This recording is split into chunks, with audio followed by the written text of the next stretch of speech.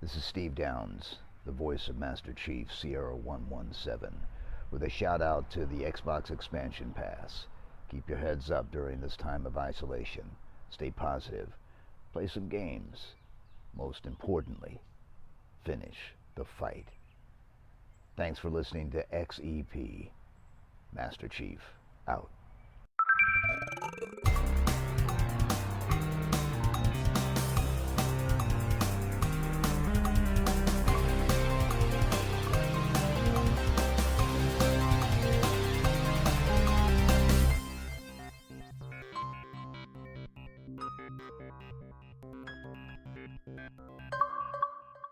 Welcome one, welcome all to episode 96 of the Xbox Expansion Pass, recorded in part on Sunday, August 22nd, 2021. I am your host, Lohr, the InsipidGhost. In this episode, we'll briefly discuss the decision by Halo Infinite's team to delay Forge Mode and Campaign Co-op to a later date, not launching with the game later this year.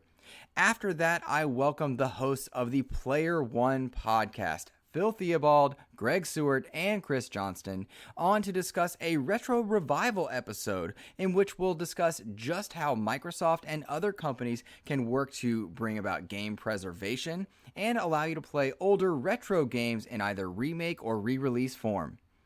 Enjoy. Yet another week of gaming is upon us and behind us. Welcome to XEP, discussing all things in the gamerverse as they pertain to the Xbox ecosystem. And as I am wanting to do each and every week, I like to start the show by offering words of kindness to those who have made my gaming week better. And this week, the words of kindness go to quite a few of you at this point who have reached out to offer me well wishes in starting the school year off right. Of course, at the time of this posting, this episode, it will be going live on the exact same day that I welcome students back for what will be my 12th year of teaching. They will be entering into my classroom in a COVID world, of course, and I have a lot of apprehension about that. In fact, that is why this particular episode welcomes those gentlemen from Player One Podcast who recorded their episode Retro Revival with me a few weeks back at this point now. But it's a great episode. They are some of my gaming heroes, some of my gaming podcast heroes. I look up to them in the world of podcasting a great deal. And I wanted to talk to them about bringing retro games back by either via re-release, via remaster, or remake in an effort for game preservation and kind of all that encompasses bringing an older title to bear on modern consoles. And that's something that Microsoft and Xbox have done a great job with. Initially, I had planned for it to be its own standalone episode, but with the schedules and a bit of my apprehension going on, I had made the decision to make it be episode 96, which I am really excited to share with you guys. I also, quite contrary to that though, could not just release episode 96 without addressing the Halo news. I had probably about 10 different people write in asking my thoughts on the Halo Infinite news. And so that's why you're getting this brief little interlude before we get to Phil, CJ, and Greg from Player One to talk about Retro Revival. For those of you who are not sure what it is I'm addressing or referring to, 343 Industries came out with a blog post and video this past Friday detailing a lot of the changes and whatnot that are going on within Halo Infinite's development. And it was a good update, meaty kind of section of news there. What was interesting and what stood out and what so many people are impassionately debating at this point, how do you like that for diplomacy, is the fact that 343 has stated at launch, Halo, contrary to all the previous launches, will not be featuring campaign co-op. In fact, that will come 3 months after release at the end of Season 1, and then 3 months after that, the Forge mode, which is the level creator, will be entering into Halo Infinite. And a lot of people got very distressed about this, and that's where so many of the people writing in had impassioned thoughts, but also wanted to know my opinions on the topic. It is a shame that Halo Infinite will be launching without a feature that many people consider to be core to the Halo experience, and that is campaign co-op. Forge mode is perhaps a bit more debatable. And I know it's a bummer for a lot of people out there that really were looking forward to taking on Halo Infinite's campaign with a buddy or a group of friends. My heart goes out to you. By the same token, I do not think it's the end of the world. We've seen a lot of impressive work from that initial demo of Halo Infinite, and then delaying it for a year into what we most recently saw this past in the past month or so with the technical preview and a lot of the glow-ups and changes that we've seen take place. There's a lot to celebrate about that year delay in Halo Infinite and just what improvements and changes have been made. I saw a lot of people on Twitter debating how necessary campaign co-op is for a Halo experience at launch. And I empathize with several perspectives that were portrayed there. I do not like using the word sides in this particular case because of the vitriol that can create. The data simply shows that most players of campaign, most players that are planning to check out the game in its campaign form will do so solo. And roughly 5 to 7% of gamers will be doing so with a buddy. Now, I tend to play Halo campaigns, I should say, solo at first, and then upon completion, I'm willing to go in there with a friend. But I like to experience it myself, headphones on, nobody in a party with me, just experiencing the game. That's not the experience for everybody, though. Not everyone does that. Halo is a pillar franchise for so many people, and it offers a nostalgic take that campaign co-op is a staple in their Halo experience. That said, I know that it must have been a very difficult decision for 343, and it certainly is a loss in terms of optics. It is not a good look to be missing a core feature at launch. I would remind everybody that are concerned about this that Grand Theft Auto 5, Red Dead Redemption, and The Last of Us 2 have all been some of the best gaming experiences of their ilk, and yet they were missing core features at launch as well, including campaign multiplayer type experiences. So keep that in mind if you need a bit of comfort. I know it had to be difficult. The optics certainly are not good. That's probably why it came out in the evening time on a Friday. However, it looks to me that Microsoft and 343 believe the W outweighs the L, I should say. And they're thinking that the quality of Halo Infinite will outweigh the bad optics of this particular loss. Keep in mind the feature is coming. Keep in mind we know the people at 343 have been working for a long time. They had multiple management shifts before this most recent Joseph Staten-led experience is coming out. So if you've seen people like calling for the heads of those in positions of power, I would remind you that energy should perhaps be saved for companies that are mistreating its employees, crunch culture, sexual harassment, some of the things that we've seen happening in the gaming industry, and maybe just to take a step back because Halo Infinite has had a troubled experience already, and the changes have been made, and that's why you're getting the experience that you are. Plus, we've not played the game. I think it'll be more fair to critique a lot of these decisions once the game is out. All right, those are my very quick thoughts on the Halo Infinite news, and I felt compelled to include them in this episode. I also joined Miles Dompierre on Xbox Chatter Days, which you can find on all your podcast services, and we went into like a 45-minute discussion on this topic, and I think there's some good logic to be had there, and I'm sure we'll also talk about it on Cast Co-op in a few weeks with Seasoned Gaming's Ainsley Bowden and Joseph Moran from the Trophy Room. Guys, I am so excited for you to check out this Retro Revival episode. The Player One podcast is very special to me. I was introduced to it by Sean Capri of the Xbox Drive and about 38 other podcasts. And when I discovered these gentlemen, I found a podcast that is kind of built on years and years of a gaming experience, but more importantly on friendship. And these three guys have been working in the gaming industry since their teens. I used to read their work in Electronic Gaming Monthly all the time, and I didn't realize it when I was a kid. We make a few jokes because they're older than me, but really it was cool because they're veterans of this craft, and they still work in and around the gaming industry, and they bring a lot of that experience to their discussions. So to me, in many ways, they're podcasting gaming heroes, and I want you guys to check them out. I hope you enjoyed this episode. This one meant a lot to me, and for it to be episode 96 as I approach 100 really means something to me. You know, I don't know what we're going to do for episode 100 or just what experience that will be, if we'll be able to have a special panel or not, but I do know that I've been trying to include voices that make gaming better for me, and Player One does just that. Enjoy this episode of Retro Revival. Feel free to support the show, share it out, etc., etc. That's it for me, everybody. Take care. Welcome one, welcome all to a special episode of the Xbox Expansion Pass, where I am very fortunate to welcome the gentleman behind Player One podcast, the podcast that has been long running, over 750 episodes to date. I believe it is 768. Phil Theobald, Chris Johnson, and Greg Stewart are joining me today. Gentlemen, thank you for being here. Well, thank you. It's good to be here, Luke. Thank you for having us. I'm honored to have you guys, and I think once we give people your backgrounds, they will realize just why you are the perfect gentleman to be joining me for this retro revival episode. This episode was recommended to me by a listener, Charles Jones, who asked me to do a special episode discussing retro games, and I think we'll all be painstakingly aware of just what the word retro entails when we start looking He's back. He's calling us old. He's not wrong, though. He's setting it up like it's a compliment, but it's a very, very hurtful I feel insult. like I'm at work. Yeah. Well, to that effect, gents, I think it's important that we do hear your backgrounds, how long you guys have been doing Player One, and what you've been doing in the gaming industry. CJ, you've been on the show before, but if you could just give us a quick run back of how you've contributed to the gaming verse, as it were. Oh, gosh.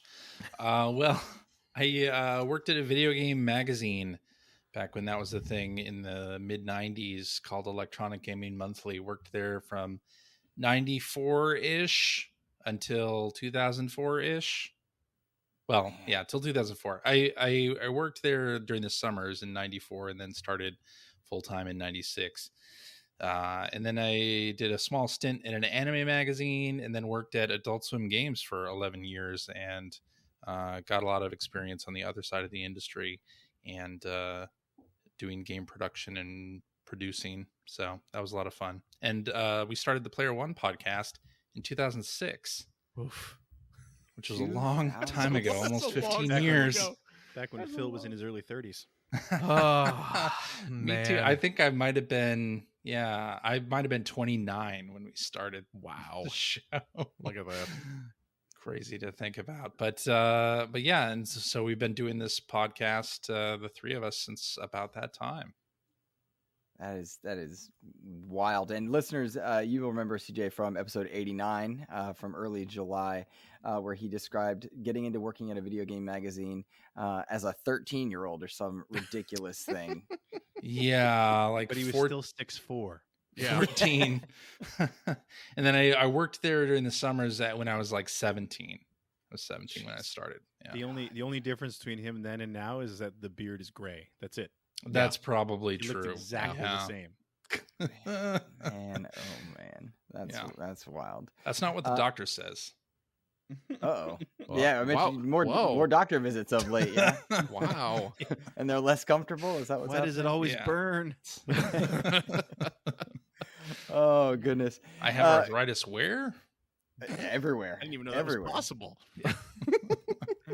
Greg Stewart, tell us your background and how you've contributed to the old gamerverse. Sure. I was part of the sort of the big fan site thing that was happening in the mid 90s. Got my start at a site. Well, helped found a site called Gaming Age, and parlayed that into a job at Expert Gamer, where I wrote poorly done monthly guides in a magazine. Which then I got to graduate to EGM and met CJ, and I think Phil worked in the building at some point. I did. And after that, jumped into game development. Worked at a few different places: Vicious Cycle, HB Studios, Frontier Developments, and in the meantime, started doing Player One and also a web series called Generation 16, which is about the history of the Sega Genesis and sort of the peripheral systems around it. Generation 16, one of my favorite channels. I absolutely adore it. It's educational, it's hilarious, and it's wild to see just how games and their interfaces have changed, which we'll talk about, I'm sure, later on in this one. Greg, important though, before we introduce Phil, Jeff Grubb wrote in with a question asking you just why so many EGM NHL reviews had Detroit Red Wing screenshots. What was that about? I have no idea. I don't remember if I took if I took the shot. Guaranteed, if the Pittsburgh Penguins are in the shot, I took the shot. Other than that, I'm guessing that one of the other, either Craig Kuyava, Dean Hager, or one of those two must be a Red Wings fan. It would have been Todd yeah. Zuniga because he was a big St. Louis Blues fan. So, yeah, that's all I can guess, is that one of the other regular sports reviewers was a Red Wings fan. Ah, okay. All right, Jeff. There you go. Now you know. Now you know. Last but not least, the master of voices for Player One, Phil Theobald. Tell us your background, my friend. Okay, first of all, I am last and least. I am a Oh, I'm so double trouble. Okay, Here we are. Look at Let's me, misstepping right away. Let's not sell me short there. 240 pounds of freckled fun. Hey, I'm down a few. 238 pounds of freckled fun. I'm doing okay. I'm doing okay.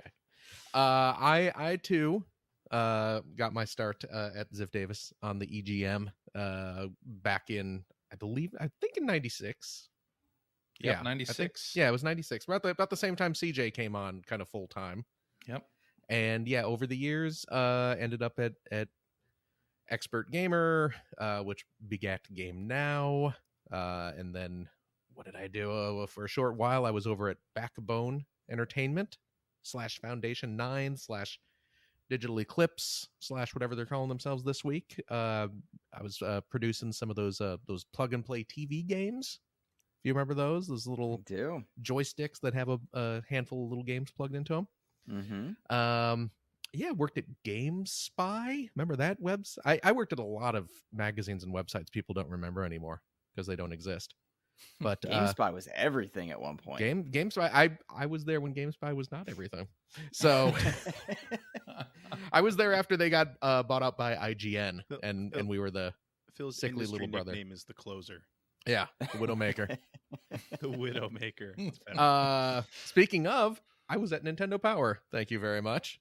So yeah, for the last couple of years of that wonderful magazine's existence, and yeah, currently I am at a multimedia entertainment company. I'm technically not allowed to talk about my job on podcasts, but we make video games and trading cards and cartoons.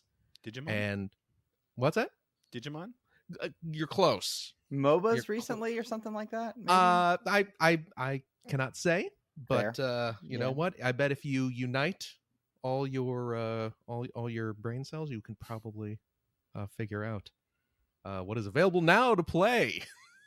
So it's actually playing a little bit of that before the show. So there you go. That is awesome.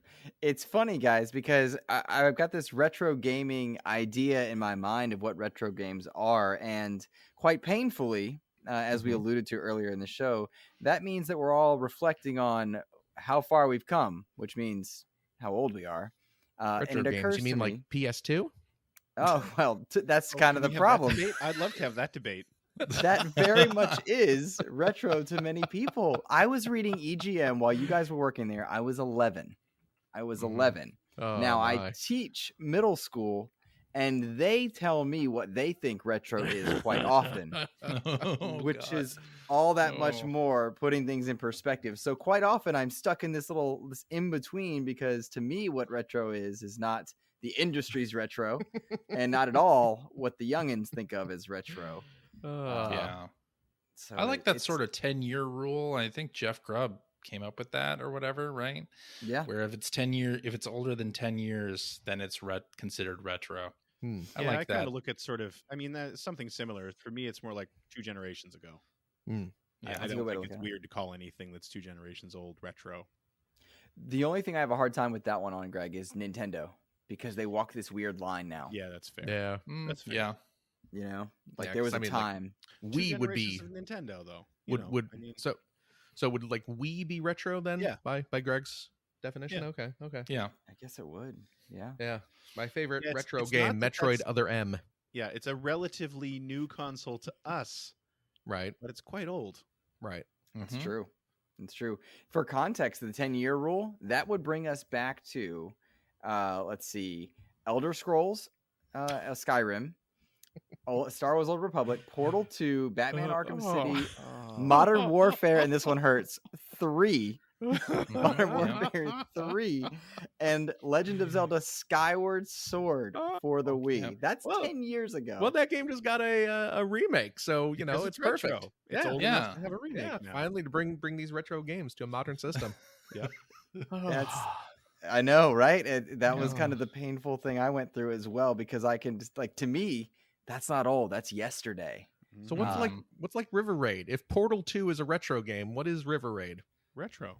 Ancient history. Yeah. Super retro. Super retro. What year did that come out? 80, 81? River Raid? 82. I'm looking it up 82. right now. Okay. Look at that. Yeah, I There mean you that's go. 40 years ago. Yeah. Is that Carol Oh Shaw? my god. Yes. Yeah. Oh man. One of That the is few. 40 years ago. Yeah. Good. Oh my! One of the few 2600 games that I can still play for more than 2 minutes and be entertained. There are not many of those. Prototypical vertical shooter. Yeah, Yeah. that's A lot of great. Games followed in those footsteps. Mm-hmm. It's What funny was- because I purposely had up I have up YouTube and image search in the background for while we bring up these different games, Mhm. because in one breath we'll talk about Arkham City being retro and then River Raid, and there really are 40 years of Yeah. coverage, 30 years of difference between those two titles. That's just wild to me. It's just nuts. Mhm. Yeah. When you guys think retro for player one, for your mindset, where do you go back to? What generation first comes to your mind? I always Oh, go sorry. ahead, Greg. Go ahead. I always go to really to the NES, and I think the 16-bit era as well. Like for me, that's the sweet spot. I was playing games before the NES. We had a 2600, and you know, my cousin had a ColecoVision, and I really enjoyed games then too. But the NES was where I really sort of fell in love, and so I when I think retro, my mind immediately goes there. And I actually heard, I think it might have been, I'm not sure where it was. It was some other YouTube channel, but somebody said this, and I thought it was brilliant. We have the sort of, you'll have debates over like the golden age of different types of media. And there's a great, I don't know if it was his or he quoted it, but there's sort of a great saying where it's like the golden age is 12. And what that means is the golden age is different for everybody. But when you were around 12 years old, that tends to be your golden age of whatever you're passionate about. I think that's really true. And that puts me right square in the NES era. So I think there's definitely some truth to that, but that's definitely where my mind goes. Yeah, with retro, when I hear retro games, my mind immediately just goes to 8 and 16-bit. Mm-hmm. You know, pre 3D, What we grew up on. pre polygon type graphics. Yeah. I think it's easy to do that because, that's what we grew up on. But for me, I look at it a little bit differently in terms of like gameplay, game control, game interfaces, online play, cross progression, cross play, like when things are missing those sort of modern conveniences and benefits, I start to look at those as retro. My daughter watches a streamer who started playing Fable 2 on his stream, and she wanted to play it, so we loaded it up, and it's like, oh my god, the interface is just terrible, and this font is awful, and the button prompts are huge, like the button glyphs on the screen are just like, oh my gosh, could they make this interface any larger? And it's like, to me, that stuff starts to look aged itself. Like I do look at retro as the games I grew up on, but there's a lot of like very clunky interface things from 10 years ago. There's a premise to a lot of this conversation of remakes, remasters, or just re-releases, and where their place is. And the angle on the conversation I often think about, and I told you guys prior to recording, is that Xbox is doing a lot with back compat and forward compat, more so than perhaps Nintendo and Sony are, which I think is a shame because Sony and Nintendo have the better IP for long-standing legacy, I would say. But when you talk about those interfaces, my mind jumps to what was called a remaster, but really was a re-release of Kingdoms of Amalur. Not less than a year ago, Asper Media put out Kingdoms of Amalur, and they did nothing to improve the interface. And going back to even an Xbox 360 title, that was a wonderful RPG in its time was very difficult for me. Very difficult. And it spoke to even games like Breath of the Wild and The Witcher, which just changed how interfacing works. Well, I Big think time. we've really seen in the last decade, or maybe a little more, people starting to understand that there's a real science behind user interface and user experience, to the point that you have specialists in those fields that are, that's their only job at a lot of the, especially AAA studios. That's, I mean, in the grand scheme of things, it's a relatively new thing, but it's definitely borne fruit in the last decade. Like, things are so much more, they're so much better designed from a user experience standpoint now than they ever were in the history of games. But you also have way more to deal with. Back in the day, you pressed start to play and that was it. Yep. Yeah. Well, there were people still on CRT televisions, and that impacts the interface and where you can place things a lot as well. Yeah. Remember that rough patch with when the 360 came out? What was it? Dead Rising? Oh yeah. Where the text was so small. If you were playing on a mid-size CRT, it was really hard to read if you weren't sitting close up to it. The Xbox 360 also had that switch on the AV cables that you could flip between standard and HD or in high definition. And I remember plugging in. This is how in the zone I was as a kid or college kid. Plugging it in, and it was on SD on a very early HD flat screen TV. This thing was hideous, right? It was terrible, but I loved it. And I was trying to convince myself that Ace Combat looked good. And I just couldn't get. I was like, I don't get it. This does not look good. I'm so excited about Ace Combat, and it doesn't look good.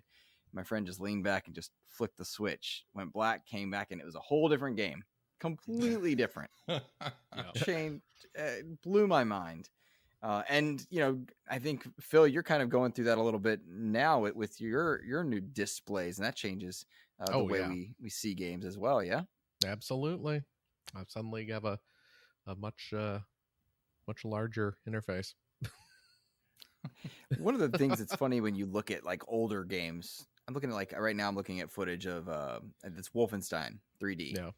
And on my flat screen OLED tablet, it's so obvious where things don't look good, but cream of the crop in and of its time.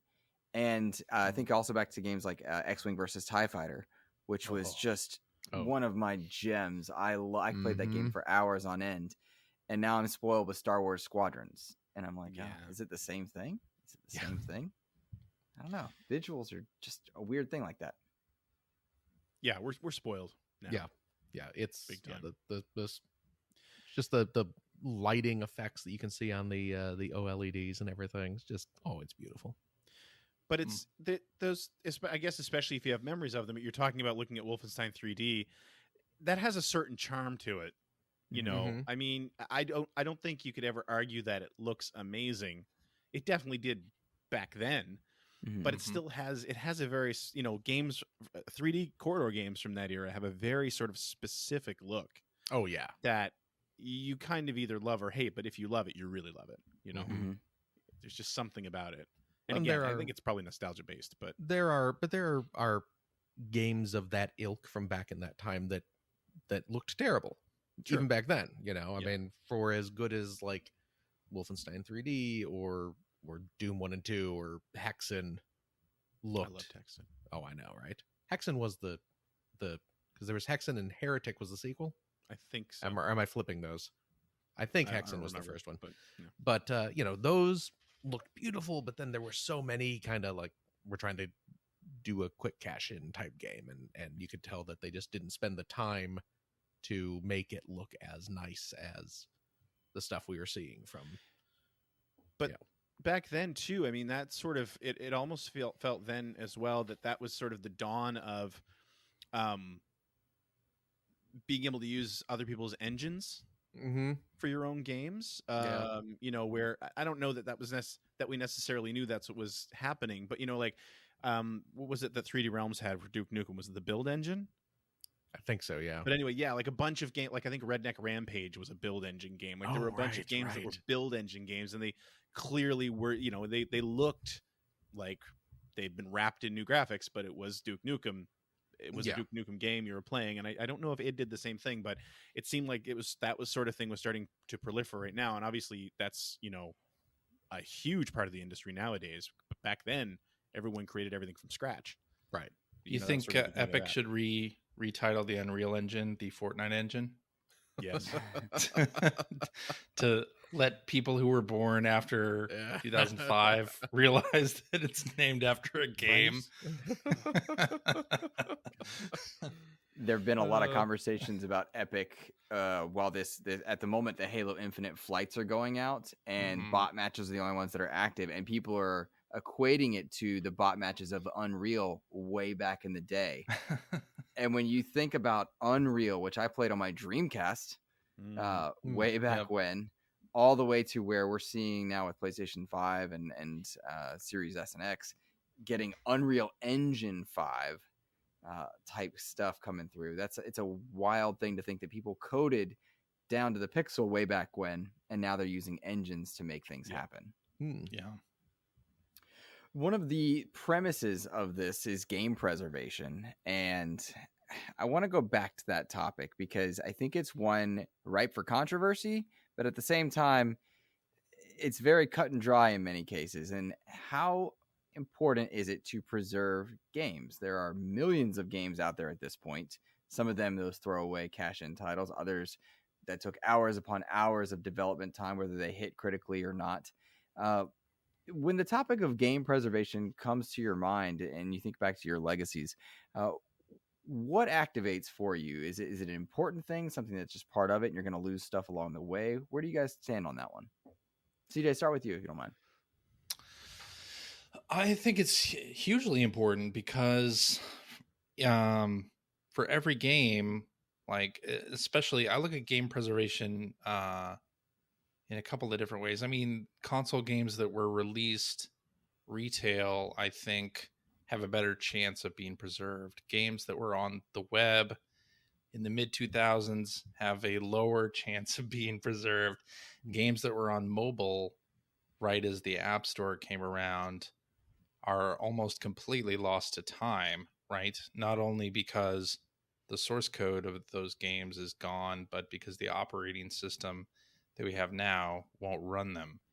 So to me, like there are going to be players who grew up during that time and played a lot of those games either on the web or on mobile phones because they were free or cheap, and they won't be able to reminisce like we are able to reminisce about 8 and 16-bit games because those games just won't exist anymore. And the companies that made them, it may not even be clear who owns the rights to any of that stuff. So I'm worried about it from that in that respect. Like I think the games that came out on, and I feel that way about digital only games too, where are a lot of those titles going to be forgotten? A lot of those DSiWare or WiiWare games that were so strange, are those just never going to be brought forward? Like it's a real concern. Greg or Phil? I think CJ makes a really good point, and I hadn't really thought about it that way. But I think of my kids, and they're into video games, but kind of what CJ was saying, mobile games. I mean, I already feel that now. There are certain mobile games that I'm not a big mobile gamer anymore, but I was when I first got my iPhone, and there are some games that I have wonderful memories of that I would love to pick up and play again.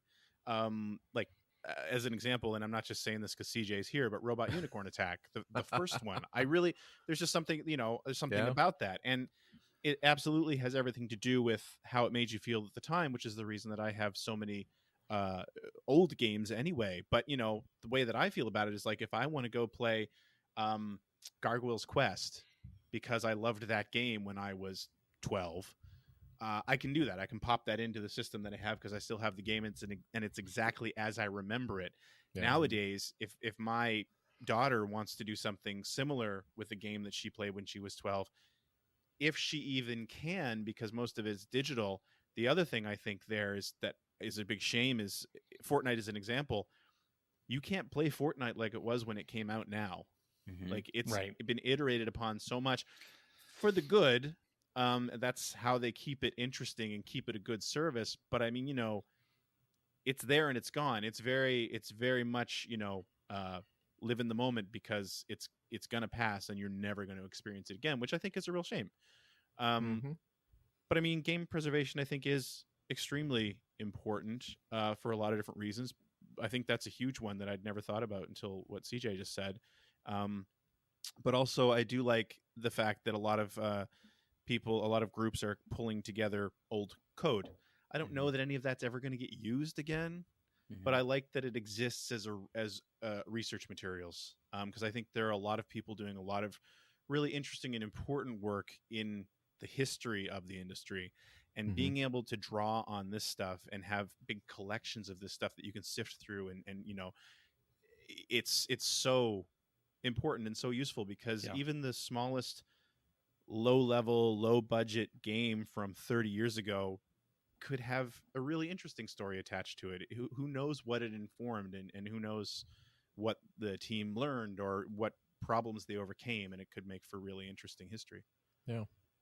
It's like film preservation. There are so many movies and TV shows from decades ago that are just gone, just lost media. There are whole feature films that just do not exist anymore. They're the hundreds and if not thousands of episodes of various TV shows that have just been wiped over to reuse the tapes or something like that. It's and people look at that, and nowadays we're just like, oh, wow, what a shame that there's unless we get very lucky that someone stumbles across a reel that's been shoved in the back of someone's closet for the past 50 years, where no one's ever going to see this stuff again.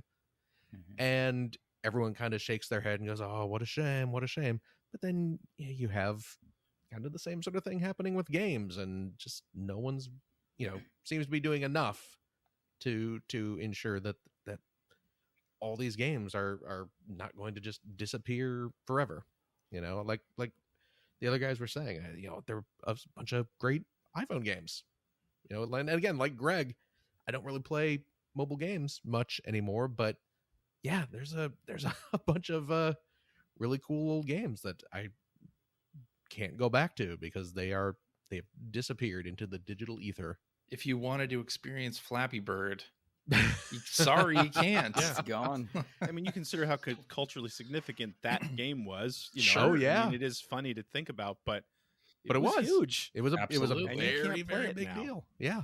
Yeah. We were at a Dave & Buster's a few weeks ago. My buddies Kevin, Charles, and I were at Dave & Buster's. There's a Flappy Bird. It's either Flappy Bird or the closest approximation you can get without being sued. Arcade game. Yeah. I've seen one of those. And it's nuts to me because 90% of the people playing that have no idea where that game is. Yeah. And my buddy Kevin wrote in to the show, and he and I were both thinking when we played the Rampage arcade game, which was the movie version of the characters, but it was the old Rampage game at a Dave & Buster's as an arcade game. It was a little surreal because I loved the OG Rampage. Right. I want that game so badly. There's nowhere to play it digitally that I can find on a storefront at the moment, unless I'm wrong. Of the old Rampage, or you're in luck. You're like the original Rampage. Yes, I'm assuming you have Xbox Gold. I do. Games with Gold right now has the Midway Arcade Origins. I literally was playing the original Arcade Rampage about an hour before we started recording tonight. You're kidding me. See, No. this is the best. I did not even know. So I didn't even know it was in there. Yeah, well, it just got added maybe like a week or so ago. But yeah, it's I think it's Midway Arcade Origins. It has like 20 or 30 old Midway games. It's got like Xenophobe, APB, Robotron, and well, I'm so happy right now. Yes, indeed. You will be playing Rampage later this evening. This is I exciting. guarantee you. Yeah. This is exciting. Yeah. But well, so the wild thing is half the people playing that at the arcade do not understand. Oh yeah. Where that game is from. what it is or what it means to anybody. So That game's old for us. Oh yeah, That's true. but they did a new version of it with like from the character designs from the Rock movie. Yes, the Dwayne The Rock Johnson's film. Yeah. Yes, which they I are saw in there. theatrically. Thank you very much. Oh my goodness. Uh, Yeah, and there are a bunch of hilarious. arcade games like that, like just bigger versions of Pac-Man. Oh, Large yeah. versions and takes I enjoy on those. Space Invaders. Yeah, I've seen. Oh, Yeah, yeah, the I've played massive- played the giant Pac-Man. Yeah, Yeah. yeah. I did I see g- they did it was it Raw Thrills. Is that company that's still Mhm. kind of pumping out arcade games? Yeah. It was them or one of those companies did a new few years old at this point, but a Ninja Turtles arcade game that played kind of like the old Konami one, but it Really? used characters from the 2012, I want to say, Mhm. CG cartoon that was on Nickelodeon.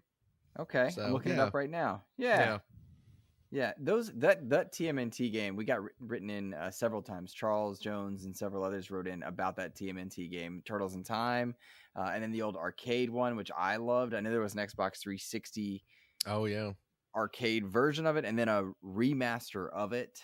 yeah. The reshelled edition yeah, or whatever. reshelled. Oh Yeah, God, Yeah. reshelled. Yep. Yep. It could have been better, but I played the heck out of it. Let me tell you. Hmm. And Raw Thrills, a good arcade company, by the way. They made some good arcade stuff. They Absolutely. made the Halo game. That's Oh, is geez. just a really good Halo arcade game. Oddly, I'm not saying that as a fanboy. It's a genuinely good game, Fireteam Raven. But I will guiltily admit to being a fanboy for sure. But as people play through these different games where they don't know the histories, and then you're able to bring up Midway Collection to me, I'm thinking back to all the collections of retro games Oh yeah. that have hidden gems in them, all the way up to the current collections that exist, from like Master Chief Collection, where you can press a button and see the old dated graphics versus the new and updated I love ones. that. Yeah. Yeah. Absolutely. Right? It's a brilliant feature, a brilliant one. Yeah, I mean, and even not to play it using those graphics. I don't know anybody who would really sit there and play it using the old graphics, but I know as someone, who experienced that when it came out and was really crazy about that, I love being able to just swap back once in a while just to go, Oh, yeah. yeah. Yeah. I mean, and it was the same thing with like Dragon's Trap. When Mhm. Dragon's Trap came out, and I mean, it looked absolutely gorgeous, but like being able to swap to the old Master System graphics, again, I did it a lot. I didn't play in those graphics, but Right. I did it a lot just to see, I wonder what this looked like then, and really what they've done to how they've interpreted it. Yeah. With something that can look so much nicer. So that's such a wonderful feature. I'm so glad to see that stuff happening. Yeah. Yeah. You have to wonder how far we are away from it happening again with some of those games that do have those flashback graphics, because I mean, Sony's releasing The Last of Us 1 again, remastered again, or super Oh, yeah. remastered. They're doing that. But if Master Chief Collection, as the example, or Dragon's Trap Wonder Boy gets the upgrade now, what does it look like when they upgrade it again 10 years from now, or 15, or whatever it is? And then Sure. you get the in-between modes there. Hmm. That's a funny way to think of it, right? 12 button presses in to see what the oldest one looks Yeah. like. But nostalgic for the 12-year-old at the time. Right. Yeah. Right. Oh, Yeah. man. Maybe you just need to like they just give you an age setting in the Yeah. options. So that's what it goes to when you press the nostalgia button. Ugh. Yeah. They need age settings for how busy you are in life too. Yeah. Are you real busy? Here's a refresher what to do. Yeah. Oh, What yeah. about the Oh, different God, versions yeah. of Mario? So Super Mario Brothers, then the All Stars version, then the Game Boy Advance version, then the Game Boy Color version. Like, Oh my gosh. That was one of the first collections that I think I ever played, was that All-Stars collection. That was so I was good. so hyped for that release. What a So into cartridge. All Stars. Oh, Yeah, great. Genesis. Well, listeners, you can't see it, but behind Greg right now is this brilliantly, beautifully lit case with all the Sega consoles and their attachments. That is in and of itself a unique concept to think about when game preservation, the attachments of something. And I envision in my grand world where I could have Jeff Bezos money, I don't go to space. Instead, I build a video game museum where you Yeah. go from room to room and get to play like different hardware. preserved that way. That stuff, those Sega things, man, those are nuts. And that's a good point to bring up too, because you're talking about old hardware. Man, a lot of that stuff's failing now. Mm-hmm. Oh And yeah. anything that has an optical drive in it was not built to last. It's another part of the gaming industry's history that's definitely disappearing quickly. Yeah. And when you get into the really rare stuff, when there weren't that many of them out there to begin with, and you have to pay exorbitant prices for them. It's who knows how many, laser actives as an example. How many of those are sitting on a shelf somewhere as a display unit? Yeah. That don't work anymore and will never work again because no one's ever going to take the time to make sure that they work, Right. or get them fixed. Mm-hmm. There can be something said for the like digitizing the ROMs and whatnot and having Mhm. like faux controllers to play them, but some of those will never be the same because of the displays they would use, CRTVs or Yeah. God forbid Mhm. Virtual Boys, things like that as well. Yeah, and I think CJ I think touched on this, but that's a really good point too. Is that, and Phil and we talk about this a lot. I think on our show, Mega Man Powered Up is the one we always bring up. Oh man. But the other issue that we have now, especially with digital games, is a lot of this stuff is locked to a console. That unfortunately, if you never downloaded it, yeah. it just doesn't exist anymore. Like I'm thinking about like the Konami Rebirth series on the Wii. Yep. Great games Oh yeah. that nobody can play now unless you happen to have a Wii that has them on there, because I don't believe it's possible to download them again. No. Like that's a crying shame. And also talking about hardware, like when we were getting ready to do this episode, I was thinking about just arcade games in general and the experience of those arcade games, again, because the machinery is so big and hard to move around, falls apart, hasn't been taken care of. You're just not going to get those experiences again. I think that's a huge part of the hardware is a huge part of game preservation that I don't know that we're not doing enough about, or that enough can't be done because it's just so expensive and hard to do. Yeah. Who takes on that job? Like who could do it? There's also the question of whether game companies preserved their own code. Yeah. Or not. Not usually. Yeah. Not usually. And you have situations like with Sega and Panzer Dragoon Saga where, yeah, of course everybody wants a remaster of that, but they don't have the source code for that game anymore. So I think they found it. Did they find it? Somebody, when I said that on our podcast recently, somebody said that I think someone found it. Really? Wow. But again, right now, Interesting. as of now, another amazing game that's highly sought after that you can only play on one console. Yeah. And those consoles are falling apart. How does code get lost? I'm being serious. I know it sounds like a flippant question, but how does that happen? You throw away the hard drives. Yeah. Or it's on a disc that, whether that team is there or the people know what's on it to save it. Yeah. Before it gets tossed aside. I mean, that's really the issue. And now, especially with servers, things aren't even like top of mind for people. If there's turnover at a company, like if the original programmers aren't there anymore, they may not even know what code name whatever heck was, and they just toss it aside. Like you'll see, or you used to see occasionally, like people finding ROMs in garage sales or like source code on 3.5 floppies.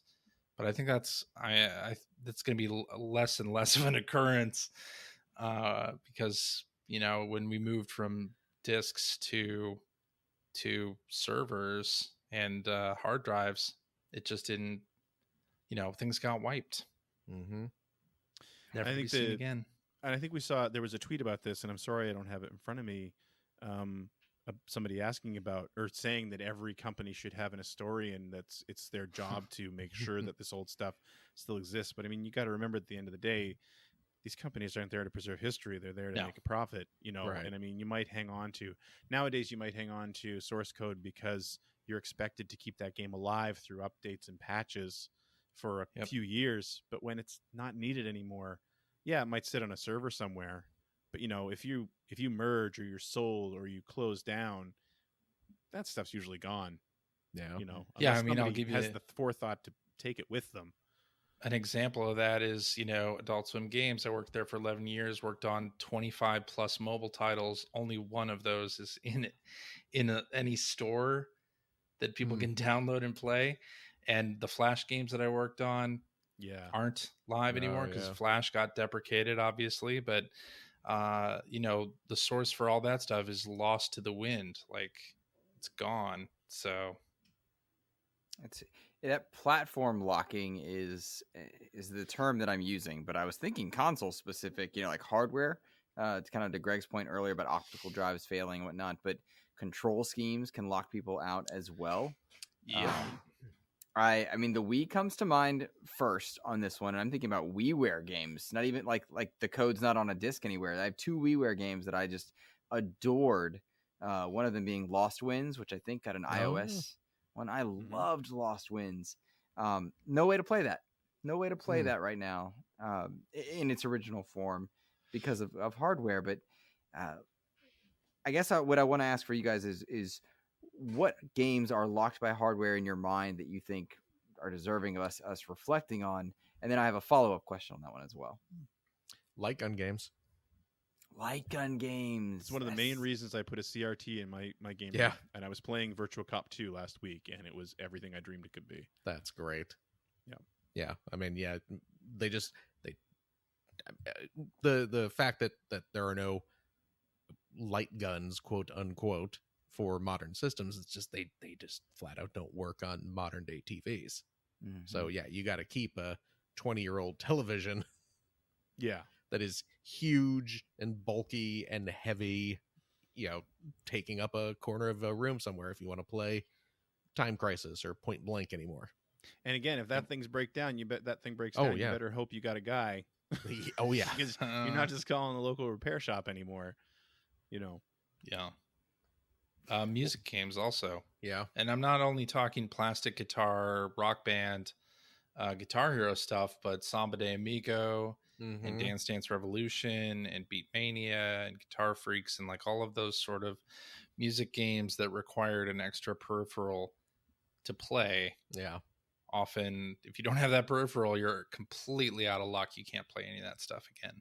Well, music games have the extra hurdle of having a zillion different licenses as well. That is preventing them from Beatles Rock Band being a great example of that, where it's trapped on that generation because of music licensing. You have to play it on PS3, 360, or the Wii. Yep. And I mean, coming a bit further forward than that, but I think in general, pretty much the entire Wii U library. Yeah. Because, anything that really required that second screen or required the touch input of that second screen. Yeah. I mean, you can replicate it. And I think there were a couple, well, maybe there weren't. No, I don't know that there were. But either way, you could, but it would be a lot of work. It wouldn't just be, get a ROM up and running on an emulator and then port that to a system and release it. Like there's way more to it than that, right? And kind of along the same lines with DS and 3DS games as well. I mean, that's the one I was thinking. I think a couple of those actually came to the Virtual Console service on the Wii U. But again, it's something you have to stop and put some thought into. It's not as simple as just pushing it out there. So a lot of games locked on those three consoles. Yeah. That's a good point. The experiments that Nintendo does have a really heavy industry impact, but preserving some of that content is really difficult to do. I mean, we see almost every successful Wii U game is coming to Switch, but not necessarily in its original form due to that second screen.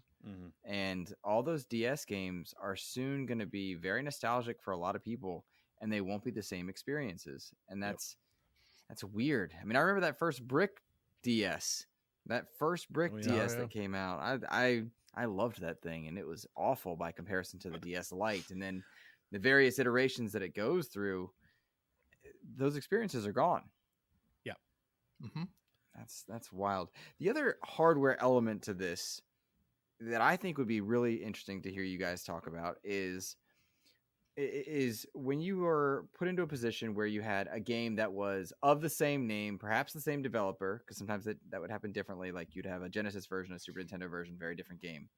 But on two systems like, say, the Dreamcast and PS2, or the N64 and the PlayStation, where their input interface was so different. The controllers were so different on Nintendo 64 to a PlayStation or to a Saturn at the time.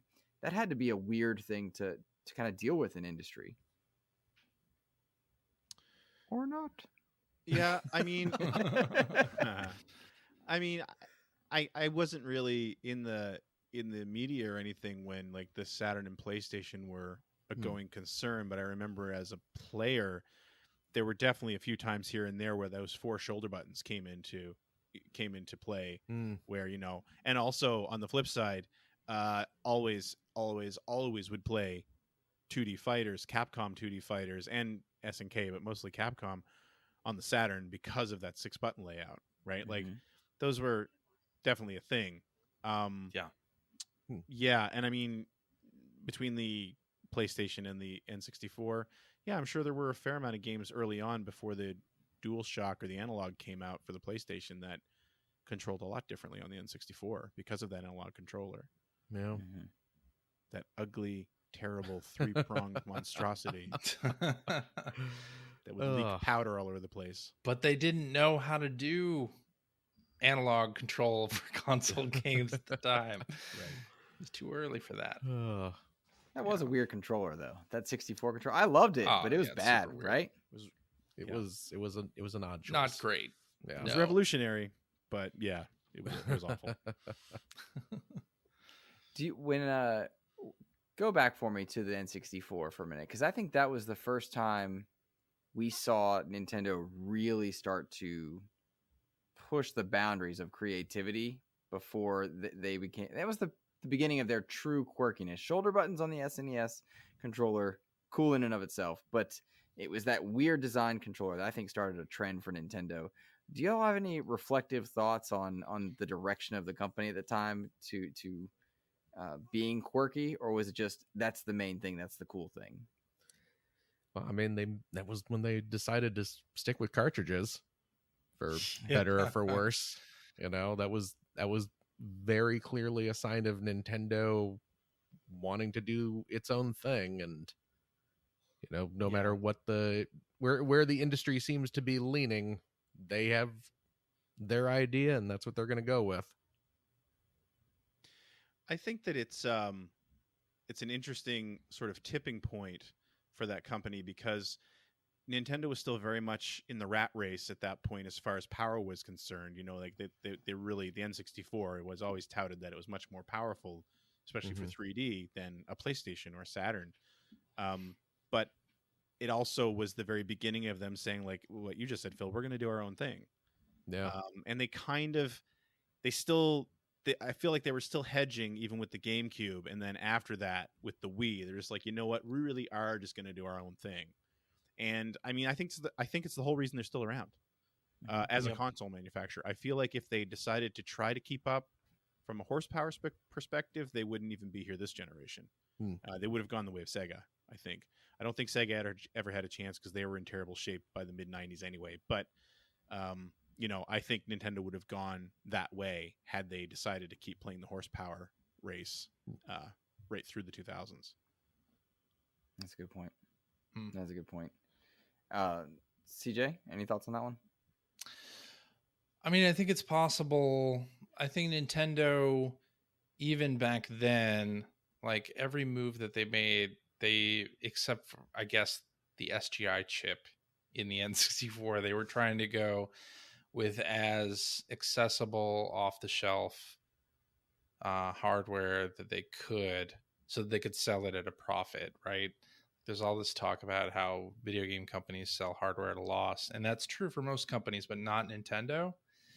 And I feel like their stance is always like, what can we do with the material that we have? Like even though they're a wildly successful company, they don't really ever act like it. They're always just going to do what they're going to do their own thing no matter what. And that's part of the reason why I like Nintendo's games, because they always do something completely unexpected.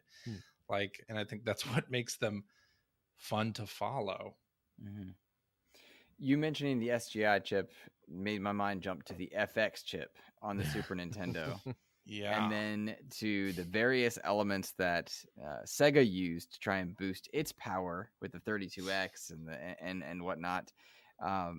There was this weird time where, and talk about preservation, like the companies tried to boost their unit's capability by way of the game itself, not on the system level.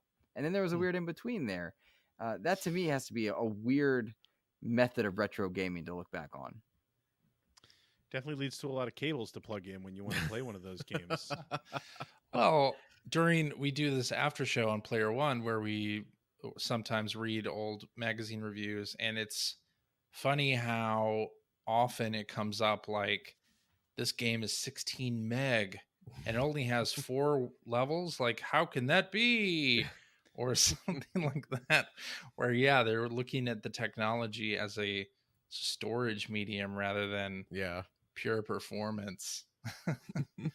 And they interestingly don't hold up. Like if you go back to play some of those FX chip games, no.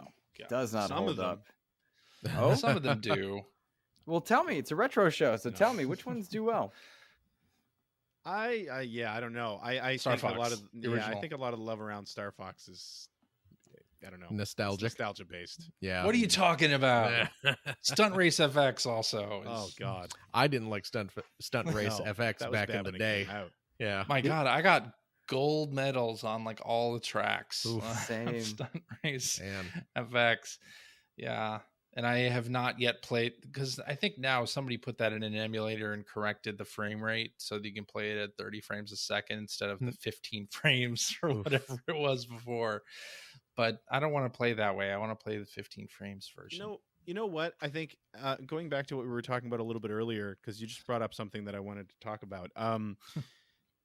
You playing Stunt Race FX and getting golds on everything at like 10 frames a second or whatever that game moved at. Like I felt that game was unplayable. But I was talking earlier about my kids and how, what if they get nostalgic for something they played on their phones? But it's such a different world now too, because man, they move from game to game so fast now. Yeah, that's not something that we did when we were that age. I mean, we rented games, but you if you got Stunt Race FX, you were playing Stunt Race FX. Like you weren't getting another 5 games in an hour.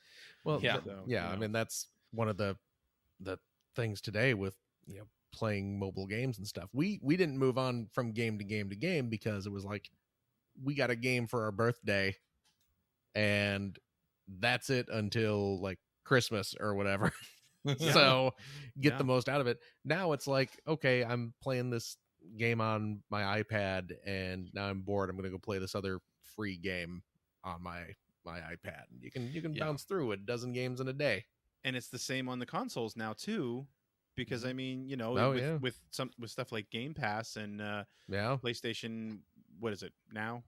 Network? I don't remember. Yeah, PlayStation Now. You can jump from game to game. Games that would normally cost almost $100. Oh yeah, well, up here. So, they're very disposable. It changes the value of a game on a couple levels, right? Not just like the financial value, but the intrinsic value. I too went through Stunt Race FX. I had more time and less money, and I was a kid, and that played a big difference. But also, like I'm playing through Death's Door right now on Xbox, and that is one of the best games I think I've ever played in its genre. It's just that good, and it's one of the best games of the year. And surrounding every review that I've seen or heard is the question, well, why isn't it in Game Pass? It's Xbox and PC exclusive. Game Pass, a subscription service, is changing what people are expecting to get. Yeah. And that is a weird trend, for better or worse, for better or worse. It's a weird trend around it because you're right. You don't just stick with one game. Nope, at all. not anymore. Not at all.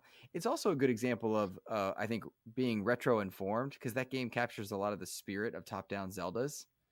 And it feels like, and I've said this, it does what Nintendo doesn't. Now, it does what Nintendo don't. Was that the slogan? Yeah, there it is. There you go. Got there. Yeah. I was embarrassed to make the slogan at first, but it really is doing what Nintendo refuses to do. But every time I say that out loud, I think it's me that's changed, not Nintendo. Nintendo is still Yeah. making games for people that are 12, not Yeah. 36 and 46 and so on. Here's the way I think of it is not Nintendo refuses to do X. It's that Nintendo doesn't feel like doing X. Right. That's a very good It's not an out and out refusal. They probably didn't even consider it. They just do what they feel. But That's I a mean, good I think that's true for anything, and when you've got some very, especially where nostalgia is. I mean, we've gotten to the point in popular culture too, where they trade on nostalgia so heavily. You know, they've been selling your memories back to you for years, but especially once they realized they could profit off of it. But like, you hear that a lot for long running series, and there's one series I can think of in particular that I don't think I'm going to name for different reasons. Sitting in his chair behind the no camera, but like in general, you'll have very long running series where people will complain. I think Zelda's a good example. Like, you know, well, this isn't my Zelda. This isn't the Zelda I remember 35 years ago. Right. And it's like, that's because you're 35 years older. They're not making it for you anymore. Like, you know, they're not trying to sell to a increasingly smaller crowd.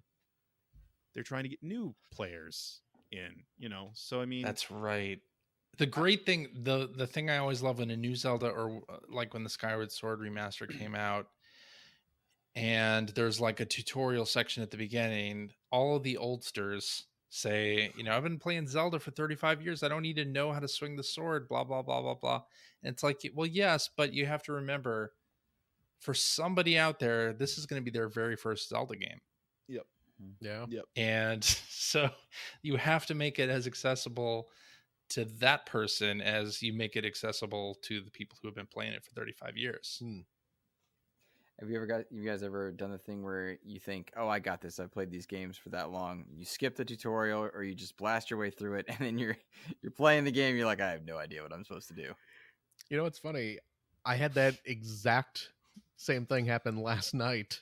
I just picked up on well, it just came out on Switch. I had it pre-ordered, of course, but it just came out on Switch. Was Blaster Master 03.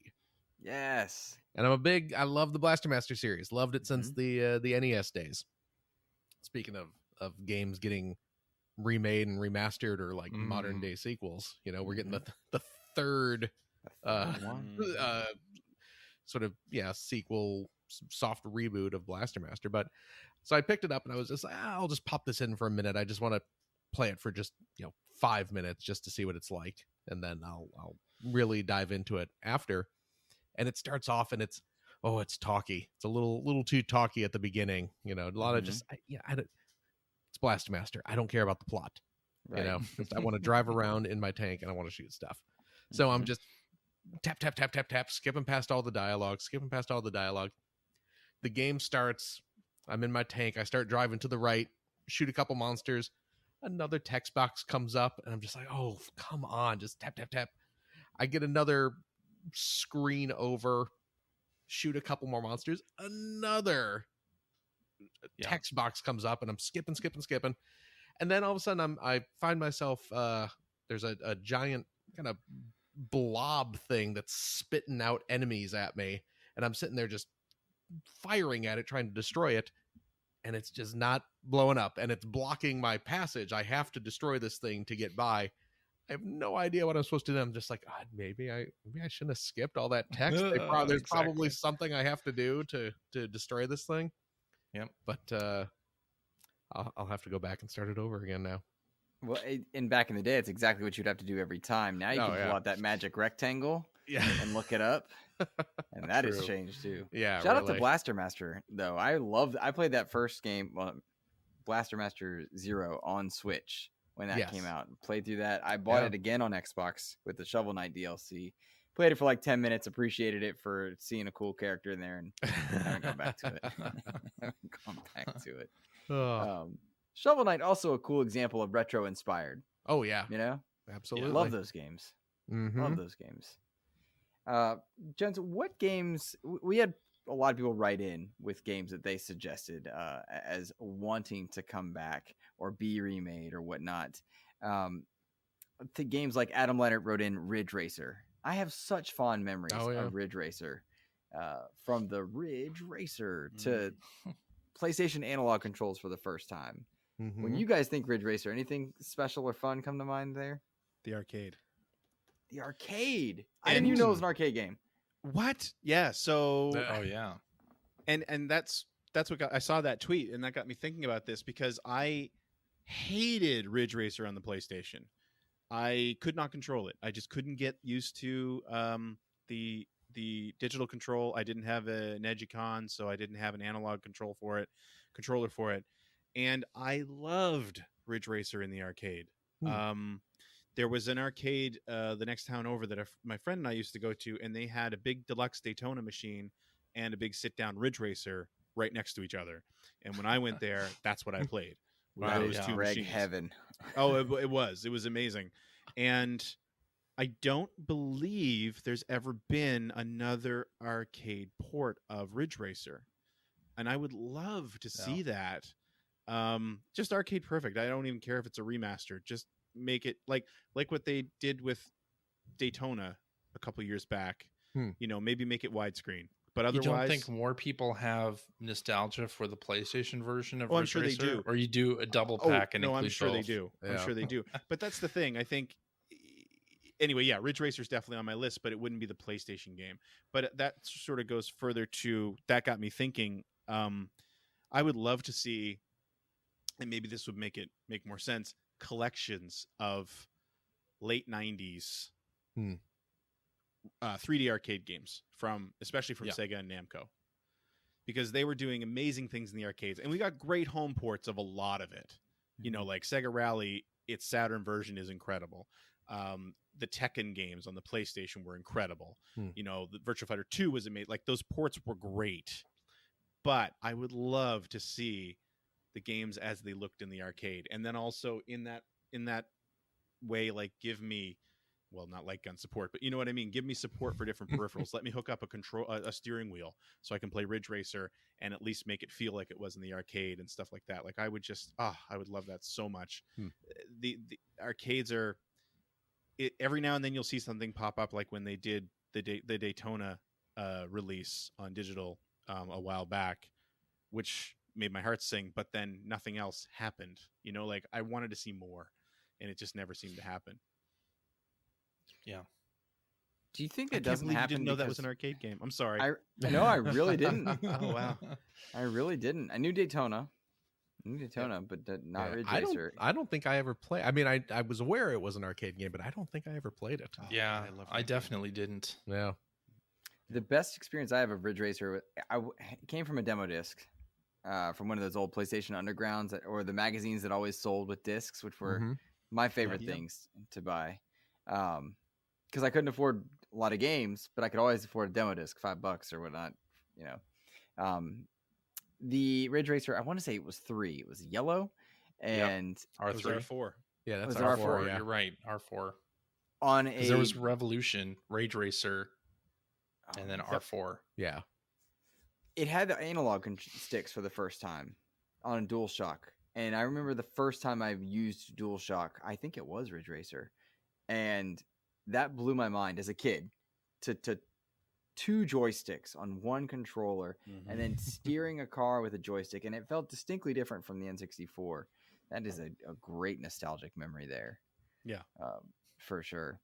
Let's see. Somebody else wrote in about James Study wrote in about the Addams Family Game Boy game. Now, you don't have to talk specific for the Addams Family. That's weird. I have a lot to say about the Addams Family game. Do you really? That's the main thing I wanted to talk about today, because there were a lot of games on that Game Boy, but I think the best is probably the Addams. No, I have never played that game. I think it's interesting though, like to think about handheld games in terms of retro re-releases, because on the one hand you have Konami has done a couple collections that include like Game Boy games, and of course Nintendo did the Link's Awakening reboot, but handheld games in general I think get overlooked for remakes and re-releases. Like I'm specifically thinking of Donkey Kong 94 and Yeah. Mole Mania from Nintendo. Like some of the best games I think I played on later Game Boy are, completely lost. Yeah. Like hopefully Nintendo remembers that those games exist and re-release them in some form. Well, they But, they did have the the 3DS virtual console had a lot of the old Game Boy games that you that could is get. true. That is true. Certainly Donkey Kong and Mole Mania. I believe they Mole released, Mania is on there. You're yeah, right. yeah, and Donkey Kong. So, but I mean, those are trapped on 3DS right now. You can't play them on a TV screen or anything like that. You can emulate them. Well, and then also the tweet brings up a good point about licensed retro games as well. Oh, yeah. It's like those are even harder to have come back. I mean, Turtles and the Simpsons arcade game are, two examples, but there are a lot of us who grew up with licensed video games as that's the thing that you got for Christmas. Right. And you have a lot of great memories about playing through the Addams Family on Game Boy. And you're Revolution never X, CJ? What's that? You a big Revolution X fan? Huge Revolution X fan. I mean, come on. Well, and you think, and especially, I don't know what it was, but especially with the Game Boy, maybe it was just because my age at that time, where I was more prone to just be like, oh yeah, it's a Simpsons game. I love the Simpsons. I want to play a Simpsons game. They're terrible. They were all those NES and Game Boy Simpsons games were horrible, but boy, I played them. Boy, I finished them, and yeah, they're not good, but it would be nice to have the ability to go back and just kind of relive them on a modern hardware, But no one's going to bother licensing Bart versus the Juggernauts. Yeah, and I think too, though, every now and then you sort of get this glimmer of hope, like when Konami all of a sudden it's like, hey, we're releasing Contra and Castlevania and a classic arcade collection, and you're like, oh, and like they include the Game Boy games. Oh my God, this is amazing! Like, I'm so happy about this, and that's great, but I think there's a lot of other games that you're just never going to see because those compilations make a lot of sense. Like Mole Mania is a fantastic example. The fact that it was released on Virtual Console in any form was a surprise. Yeah. But I remember one of my favorite games on that system, for some reason, it must have just, I had it and I didn't have anything else to play, but was Cosmo Tank. Oh yeah. You're never going to see that re-released. Who the hell's going to re-release Cosmo Tank? And how do you shoehorn that into some kind of collection other than it just being like a shotgun Game Boy collection? Right. Like, here's a bunch of games you don't remember. Here's Boxel and Cosmo Tank. And that was an Atlas game. Yeah. Yes, it was. Yep. Oh, man. It's well, also oh, go ahead. I'm sorry. Go ahead. No, please. When getting ready to come on the episode, I was thinking back, what games I would like to play again, that sort of thing.